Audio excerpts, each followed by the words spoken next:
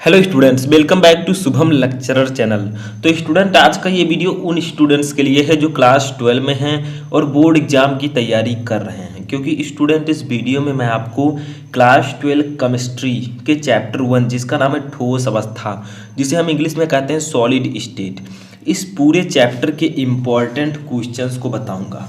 सिर्फ क्वेश्चंस को ही नहीं बल्कि बहुविकल्पीय प्रश्न, अति लघुत्तरीय प्रश्न, लघुत्तरीय प्रश्न और विस्तृत उत्तरीय प्रश्नों को बताऊंगा जो कि इस चैप्टर से पूछे जा सकते हैं। ऐसे ही मैं सभी चैप्टर का बताने वाला हूं। तो देखिए, सबसे पहले बहुविकल्पीय प्रश्न हम देखेंगे 3, इसका मैं आंसर भी दूंगा आपको, ठीक है। दूसरा है अति लघुत्तरीय प्रश्न, 4 क्वेश्चन, इसका भी मैं आपको आंसर दूंगा।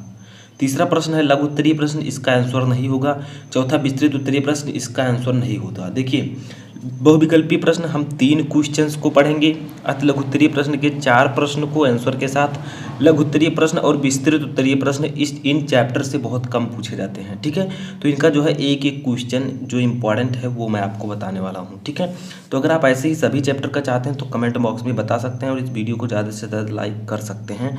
इस लाइक का टारगेट है 500 लाइक्स का। अगर इतने लाइक्स आ जाएंगे तो मैं आपके लिए अगले चैप्टर का भी वीडियो लाऊंगा। फिजिक्स के भी फर्स्ट चैप्टर का वीडियो अपलोड हो चुका है। तो देखिए क्या है, सबसे पहले हम डिस्कस करेंगे बहुविकल्पीय प्रश्न इस चैप्टर से कौन से इंपॉर्टेंट हैं। सबसे फर्स्ट क्वेश्चन आपके सामने दिख रहा होगा कि फ्रैंकल दोष के कारण आयनिक क्रिस्टल का घनत्व क्या होता है। इसमें फर्स्ट ऑप्शन है घटता है, सेकंड ऑप्शन है बढ़ता है, थर्ड ऑप्शन है परिवर्तित होता है, चौथा ऑप्शन है अपरिवर्तित रहता है। तो देखिए, इसका सही आंसर होगा चौथा ऑप्शन अपरिवर्तित रहता है। क्यों? क्योंकि फ्रैंकल दोष जो होता है, इसमें जो अवयवी कण होते हैं वो अपने स्थान से निकलकर अंतराकाशीय स्थान पर चले जाते हैं, ठीक है। इससे इनके घनत्व में कोई परिवर्तन नहीं होता है। वैसे इसे मैं आपको पहले ही पढ़ा चुका हूँ अलग से वीडियो में भी, और फुल चैप्टर जब मैं पढ़ा रहा था तब भी मैंने आपको ये बताया था, ठीक है। सेकंड क्वेश्चन देखिए, फ्रैंकल तथा साटकी दोष दोनों प्रदर्शित करने वाला यौगिक है, यानी कि इनमें से कौन सा ऐसा यौगिक है जो फ्रैंकल दोष और साटकी दोष दोनों को प्रदर्शित करता है, ठीक है। फर्स्ट देखिए NaCl, सेकंड है KCl, थर्ड है CSCl और फोर्थ है AgBr। तो इसे मैं आपको पहले बता चुका हूँ कि जो AgBr है सिल्वर ब्रोमाइड, इसमें फ्रैंकल दोष और साटकी दोष दोनों पाया जाता है, ठीक है। तो ये सही आंसर आपका होगा फोर्थ। इसके बाद में थर्ड क्वेश्चन हमारा है, एक क्रिस्टल में होती है। तो देखिए यहाँ पर जो है एक क्रिस्टलीय ठोस है, ठीक है, इसको क्रिस्टलीय कर दीजिएगा। तो एक क्रिस्टलीय ठोस में होती है कौन सी व्यवस्था, ठीक है। तो देखिए, फर्स्ट ऑप्शन है दीर्घ परासकोटि, सेकंड ऑप्शन है लघु परासकोटि, थर्ड ऑप्शन है अनिश्चित व्यवस्था और फोर्थ ऑप्शन है इनमें से कोई नहीं। तो देखिए, जो क्रिस्टलीय ठोस होता है इनमें दीर्घ परासी व्यवस्था पाई जाती है, यानी कि इनके अवयवी कण जो है वो दीर्घ परासी व्यवस्था में होते हैं, ठीक है। तो ये थे आपके 3 इंपॉर्टेंट ऑब्जेक्टिव यानी कि बहुविकल्पीय प्रश्न। अब देखिए, बारी आती है अति लघुत्तरीय प्रश्न की। तो अति लघुत्तरीय प्रश्न कुछ इस प्रकार से पूछे जाते हैं। जैसे फर्स्ट क्वेश्चन देखिए क्या है, पहले इसको लिखते हैं, आक्रिस्टलीय ठोस को परिभाषित कीजिए। यानी कि आक्रिस्टलीय ठोस क्या होता है, सिर्फ इसकी आपको परिभाषा लिखनी है। तो देखिए, मैं लिख देता हूँ वे ठोस, ठीक है, आप हेडिंग डालकर भी लिख सकते हैं, जिनके अवयवी कणों, ठीक है, अवयवी कण आपका अणु परमाणु आयन कुछ भी हो सकता है, ठीक है, अवयवी कणों की लघु परास व्यवस्था होती है, ठीक है, वो आपका कहलाता है आक्रिस्टलीय ठोस, ठीक है। तो आक्रिस्टलीय ठोस, मैं ब्लैक पेन से लिख देता हूँ, आक्रिस्टलीय ठोस कहलाते हैं, ठीक है। तो देखिए, सिंपल है इसका डेफिनेशन, अभी मैंने आपको बताया कि आक्रिस्टलीय ठोस कौन से ठोस हैं, वे ठोस जिनके अवयवी कणों की लघु परास व्यवस्था होती है आक्रिस्टलीय ठोस कहलाते हैं। यानी कि ये ऐसे ठोस होते हैं जिनके अवयवी कण जो होते हैं वो लघु परासी व्यवस्था में होते हैं, और क्रिस्टलीय ठोस क्या होते हैं, उनके अवयवी कण दीर्घ परासी व्यवस्था में होंगे। तो ये याद रखिएगा, ठीक है। सेकंड क्वेश्चन हमारा आता है कि क्रिस्टलों में कौन सा बिंदु दोष संबंधित ठोस के घनत्व को अपरिवर्तित नहीं करता। यानी कि ऐसा कौन सा क्रिस्टल दोष है, ठीक है, जिसमें घनत्व परिवर्तित नहीं होता है। तो मैंने अभी आपको ऊपर पहले भी बताया है, ठीक है, वही क्वेश्चन सेम यहाँ पर दिया गया है। तो देखिए, क्वेश्चन का जो सही आंसर होगा वो होगा फ्रैंकल दोष, मैंने ऑब्जेक्टिव क्वेश्चन में अभी आपको बताया था। तो इस प्रकार से भी पूछा जा सकता है, ऑब्जेक्टिव में भी पूछा जा सकता है।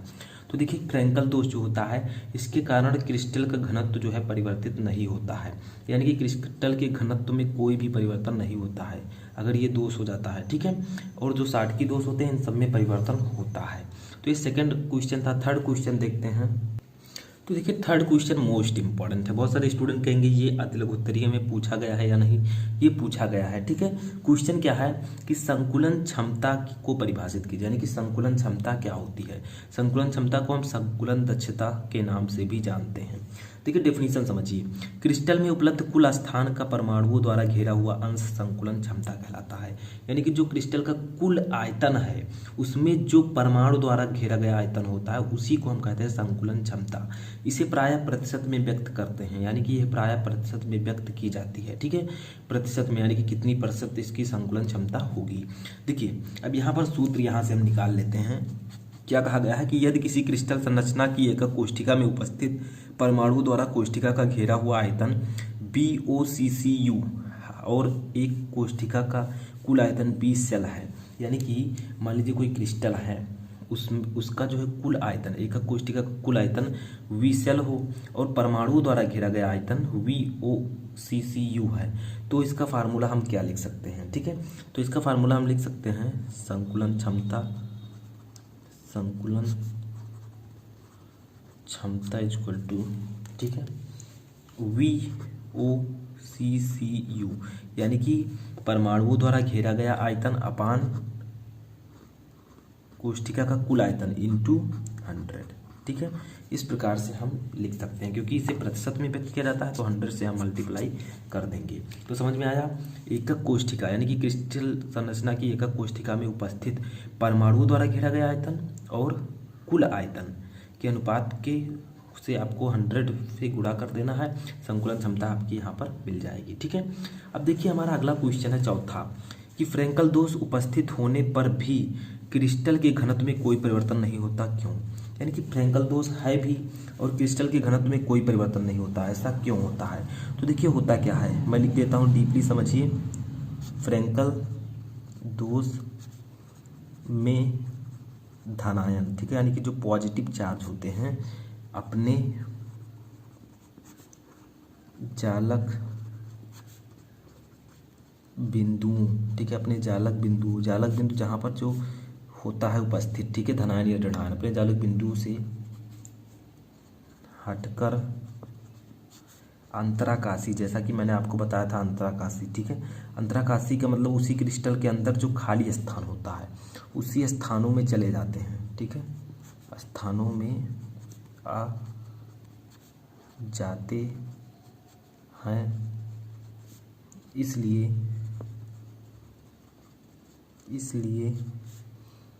क्रिस्टल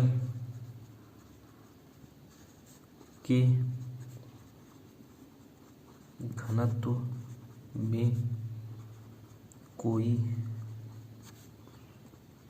परिवर्तन नहीं होता, ठीक है, नहीं होता है। तो देखिए होता क्या है फ्रैंकल दोष में, फ्रैंकल दोष में धनायन अपने जालक बिंदु, यानी कि जहाँ पर धनायन और ऋणायन रहते हैं उसे हम जालक बिंदु कहते हैं। तो धनायन अपने जालक बिंदुओं से हटकर अंतराकाशीय स्थान में चले जाते हैं, वो भी उसी क्रिस्टल में, ठीक है, उसी क्रिस्टल के अंतराकाशीय स्थान या खाली स्थान में चले जाते हैं, इसलिए क्रिस्टल के घनत्व में कोई परिवर्तन नहीं होता है, ठीक है। जिसे सिंपली मैं समझा देता हूँ। यहाँ पर मान लीजिए बॉक्स है, ठीक है, और ये बॉक्स है। अब देखिए होता क्या है, यहाँ पर ऐसे धनायन ऋणायन है ऐसे, ठीक है। अब देखिए मान लीजिए एक यहाँ से धनायन उठकर इस बीच में आ जाता है खाली स्थान पर, और यहाँ से एक धनायन उठकर बाहर निकल जाता है, ठीक है। तो यहाँ पर क्या हुआ, यही उठकर यहीं आया है तो इसमें कोई परिवर्तन नहीं होगा। यहाँ पर ये उठकर बाहर चला गया है तो यहाँ पर कम हो जाएगा घनत्व, ठीक है। तो इसी प्रकार से आपको समझना है, इसको मैं आपको अच्छे से समझा चुका हूँ पहले भी, तो जाकर देख सकते हैं। अब देखिए लघु उत्तरीय प्रश्न में सिर्फ एक क्वेश्चन मुझे इंपॉर्टेंट लगा जो कि मैंने आपको यहाँ बताया।